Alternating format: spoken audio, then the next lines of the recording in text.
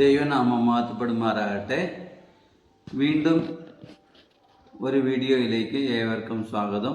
Voice of salvation എന്ന് പറയുന്ന ഞങ്ങളുടെ വീഡിയോയിലേക്ക് നിങ്ങളേവരെയും സ്വാഗതം ചെയ്യുന്നു. കഴിഞ്ഞ വീഡിയോയിൽ ഞാൻ രക്ഷിക്കപ്പെട്ടത് എങ്ങനെ എന്നുള്ളത് സംബന്ധിച്ചാണ് ഞാൻ സംസാരിച്ചത്. ഇന്നത്തെ വീഡിയോയിൽ ഞാൻ രക്ഷിക്കപ്പെട്ടതിന് ശേഷം ഏത് പള്ളിയിലൊക്കെ പോയി, ഏത് സഭയിലൊക്കെ പോയി, പല സഭകളിലും പോകാനുള്ള കാരണം എന്താണ് എന്നുള്ളത് സംബന്ധിച്ചാണ് വിവരിക്കുന്നത്. ഞാൻ ഒരു സഭയുടെയും കുറ്റങ്ങളോ കുറവുകളോ ഒന്നും, അല്ലെങ്കിൽ വ്യക്തികളുടെയോ കുറവുകളൊന്നും പറയാൻ ആഗ്രഹിക്കുന്നില്ല. ദൈവനാമ മഹത്വത്തിന് വേണ്ടി മാത്രം ഈ കാര്യങ്ങളൊക്കെ പ്രതിപാദിക്കാനായിട്ട് ഞാൻ ആഗ്രഹിക്കുകയാണ്. ഞാൻ മർക്കോസിൻ്റെ സുവിശേഷം 16-ാം അധ്യായം 16-ാം വാക്യത്തിൽ വിശ്വസിക്കുകയും സ്നാനമേൽക്കുകയും ചെയ്യുന്നവൻ രക്ഷ പ്രാപിക്കും, അല്ലാത്തവൻ ശിക്ഷാവിധിയിലാകപ്പെടും എന്നുള്ള ആ വാക്യം വായിച്ച് ഞാൻ രക്ഷിക്കപ്പെട്ടു. വിശ്വാസത്താൽ രക്ഷിക്കപ്പെട്ടെങ്കിലും സ്നാനപ്പെടണമെങ്കിൽ ഒരു സഭയുടെ ആവശ്യമുണ്ട്. അതുകൊണ്ട് ഞാൻ നോക്കിയപ്പോൾ എൻ്റെ വീടിൻ്റെ അടുത്ത് ഉള്ള ഒരു പള്ളിയാണ് കത്തോലിക്ക പള്ളി, അതായത് വിശുദ്ധ ഫാത്തിമാത പള്ളി, മാനന്തവാടി രൂപതയുടെ കീഴിലുള്ളതാണ്. കയ്യുന്നി പള്ളിയാണ്. ഈ പള്ളിയിൽ ചെന്ന് അച്ഛനുമായിട്ട് സംസാരിച്ചു. അവിടുത്തെ വികാരി അച്ഛൻ പല എതിർപ്പുകളുടെയും മധ്യയിൽ എനിക്ക് മാമോദീസ നൽകി. തുടർന്ന് പള്ളിയിൽ പോയി പള്ളിയിലെ പ്രാർത്ഥനകളും മറ്റുള്ള കാര്യങ്ങളൊക്കെ ഞാൻ പഠിച്ചിരുന്നു. അതൊക്കെ അവർക്ക് വളരെ ഇഷ്ടപ്പെട്ടു. എങ്കിലും ചില തർക്കങ്ങൾ കാരണം അവിടെ പോകാനായിട്ട് സാധിച്ചില്ല. തുടർന്ന് അപ്പോസ്തലിക പള്ളിയിൽ, കയ്യുന്നിയിൽ തന്നെയുള്ള അപ്പോസ്തലിക പള്ളിയിൽ പോയി. അവിടെയും ഒരാഴ്ച കൂടുതലൊന്നും പോയില്ല. പിന്നെ കയ്യുന്നിയിൽ തന്നെയുള്ള ഫെയ്ത്തോം, അതായത് ദി പെന്തക്കോസ്റ്റ് മിഷൻ്റെ, സിലോൺ പെന്തക്കോസ്റ്റ് മിഷൻ എന്ന് പണ്ട് പറയും, ആ സഭയിൽ പോയി 2.5 വർഷത്തോളം ഞാൻ അവിടെ ഉണ്ടായിരുന്നു. അവരുടെ ഉപദേശം, അവരുടെ പ്രാർത്ഥന, അവരുടെ പാട്ട്, അവരുടെ പ്രസംഗം എല്ലാം എനിക്ക് വളരെ ഇഷ്ടപ്പെട്ടിരുന്നു.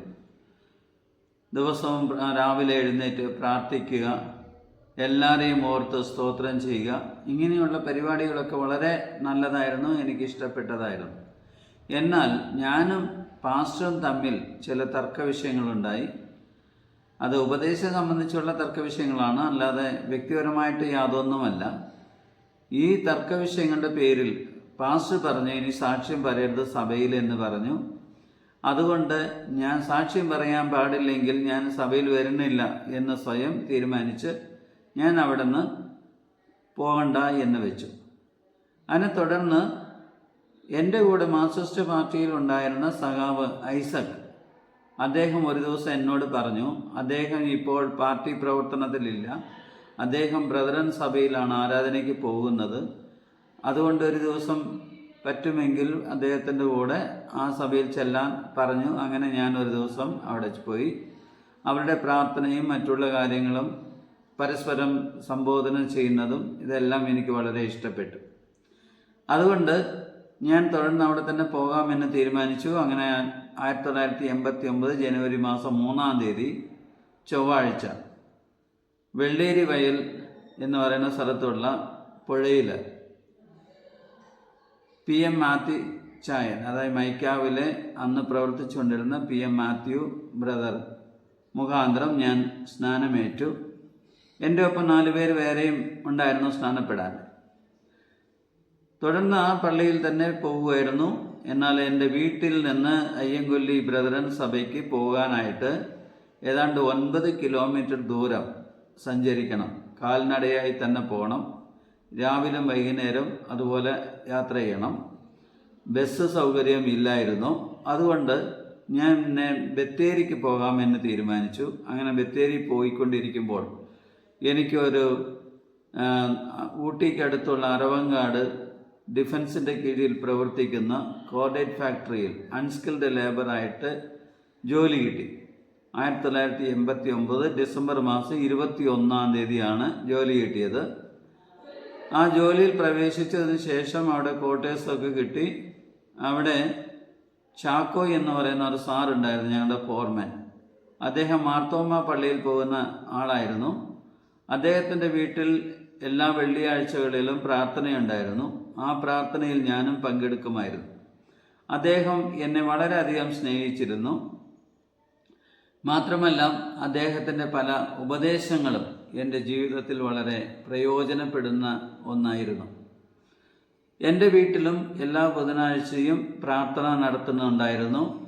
കൂടാതെ ആ ഫാക്ടറിയിൽ ജോലി ചെയ്യുന്ന എല്ലാ ജീവനക്കാർക്കും തമിഴ്, ഇംഗ്ലീഷ്, മലയാളം, ഹിന്ദി എന്നീ ഭാഷകളിലുള്ള പുതിയ നിയമം, അതായത് ബോംബെയിൽ റോണി ഫെർണാണ്ടസ് എന്ന് പറയുന്ന ഒരു ബ്രദർ മുഖാന്തരം ഈ പുസ്തകങ്ങളൊക്കെ എനിക്ക് സൗജന്യമായിട്ട് കിട്ടി. അത് മുഴുവനും അവിടെ വിതരണം ചെയ്തു. 1992 ഒക്ടോബർ മാസത്തിൽ പായിപ്പാട് വെച്ച് നടന്ന മിഷണറി ചാലഞ്ച് കോൺഫറൻസിൽ വെച്ച് എം.ഇ. ചെറിയാൻ സാറുടെ ആഹ്വാനപ്രകാരം ഞാൻ എന്നെ പൂർണ്ണസമയം വേലയ്ക്കായിട്ട് സമർപ്പിച്ചു. എന്നാൽ 94 വരെയും ഞാൻ എൻ്റെ ജോലിയിൽ തന്നെ തുടരുകയായിരുന്നു. ദൈവത്തോട് പല ആവർത്തനം ഞാൻ പ്രാർത്ഥിച്ചു. ഏത് മേഖലയിൽ പോകണം, എങ്ങനെ പ്രവർത്തിക്കണം എന്നുള്ളതെല്ലാം ഞാൻ ചോദിച്ചു. ദൈവം തന്ന വെളിപ്പാടനുസരിച്ച് അന്തരുടെ മധ്യയിൽ പ്രവർത്തിക്കാനായിട്ട് ഞാൻ 1994 ഏപ്രിൽ മാസം 30 എൻ്റെ ജോലി രാജിവെച്ചു. ബേസർ ബ്ലൈൻഡ് സർവിംഗ് ഫ്രണ്ട് എന്ന പേരിൽ ഒരു ചാരിറ്റബിൾ സൊസൈറ്റി രജിസ്റ്റർ ചെയ്തു. അങ്ങനെ സുൽത്താൻ ബത്തേരിക്ക് സമീപം ചുല്ലിയോട് എന്ന് പറയുന്ന സ്ഥലത്ത് ഈ പ്രവർത്തനം ആരംഭിച്ചു. 5 സ്ത്രീകളെ വെച്ചുകൊണ്ട് ആദ്യമായിട്ടൊരു ഷെൽട്ടർ ഹോം തുടങ്ങി. അതിൽ ബ്രെയിൽ പഠിപ്പിക്കുക, കസാര നെയ്ത്ത് പഠിപ്പിക്കുക, അങ്ങനെ പല പ്രവർത്തനങ്ങളും അതിലൂടെ ചെയ്തു. കൂടാതെ അമ്പലവയൽ, ചുല്ലിയോട്, താളൂര്, എരുമാട് എന്നീ പ്രദേശങ്ങളിലൊക്കെയും പോയി സുവിശേഷ യോഗങ്ങളും ഞങ്ങൾ സഹോദരിമാർ ഞാനും ഒരുമിച്ച് ചെയ്തിരുന്നു. ചില തർക്കങ്ങളുടെ അടിസ്ഥാനത്തിൽ ഞങ്ങൾ തമ്മിൽ, അതായത് അയ്യങ്കൊല്ലി സഭയും ഞാനും തമ്മിൽ ചില ആരോപണങ്ങൾ വരികയും അതുപോലെ ഈ ബേസർ ബ്ലൈൻഡ് സർവിംഗ് ഫ്രണ്ടിൻ്റെ ഭാരവാഹികളായിരുന്ന ചില ബ്രദറൻ സഭയിൽപ്പെട്ട സഹോദരന്മാർക്കും എനിക്കും ചില തർക്ക വിഷയങ്ങൾ ഉണ്ടാകുകയും ചെയ്തതിൻ്റെ പേരിൽ ഞങ്ങൾ പിന്മാറുകയാണ് ചെയ്തത്. എന്നാൽ തുടർന്നും ബേസർ ബ്ലൈൻഡ് സർവിംഗ് ഫ്രണ്ടിൻ്റെ പേരിൽ ഞാൻ അത് പ്രവർത്തിച്ചുകൊണ്ടിരുന്നു. 2004 ക്രോസ് എന്ന് പറയുന്നത് മാസിക തുടങ്ങി. ആ മാസികയും 2020 വരെ, അതായത് കോവിഡ് തുടങ്ങുന്നത് വരെ നടത്തിയിരുന്നു. പ്രധാനമായിരിക്കുന്ന എൻ്റെ ലക്ഷ്യം ക്രിസ്ത്യാനികളുടെ ഐക്യവും സ്നേഹവും അവരുടെ കാഴ്ചപ്പാടും ദൈവഹിതത്തിന് ഒത്തവണ്ണമാക്കി തീർക്കണം എന്നുള്ളതായിരുന്നു. അതിൻ്റെ അടിസ്ഥാനത്തിലായിരുന്നു മാസികയുടെ ലേഖനങ്ങളും എല്ലാം പ്രസിദ്ധീകരിച്ചിരുന്നത്. ഈ വീഡിയോയിലും ഞാൻ ആഗ്രഹിക്കുന്നത് അതുതന്നെയാണ്. ക്രിസ്ത്യാനികളുടെ ഐക്യമാണ് ഏറ്റവും പ്രാധാന്യം ഉള്ളത്. അതിനെ സംബന്ധിച്ചുള്ള മറ്റുള്ള വിവരങ്ങളൊക്കെയും അടുത്ത വീഡിയോയിൽ ഞാൻ പ്രതിപാദിക്കാമെന്ന് ആഗ്രഹിക്കുന്നു. ഈ വീഡിയോ നിങ്ങൾക്ക് ഇഷ്ടപ്പെട്ടിട്ടുണ്ടെങ്കിൽ ഈ വീഡിയോ മറ്റുള്ളവർക്ക് ഷെയർ ചെയ്യുക, ലൈക്ക് ചെയ്യുക, സബ്സ്ക്രൈബ് ചെയ്യുക, പിന്നെ ഫോളോ ചെയ്യുക എന്നീ കാര്യങ്ങളൊക്കെ ഫേസ്ബുക്കിലും യൂട്യൂബിലും നിങ്ങൾ സപ്പോർട്ട് ചെയ്ത് ഈ പ്രവർത്തനത്തെ വിജയിപ്പിക്കണമെന്ന് അഭ്യർത്ഥിക്കുകയാണ്. നിങ്ങൾ കാണിച്ച എല്ലാ സഹകരണത്തിനും നന്ദി. Thank you. God bless you all.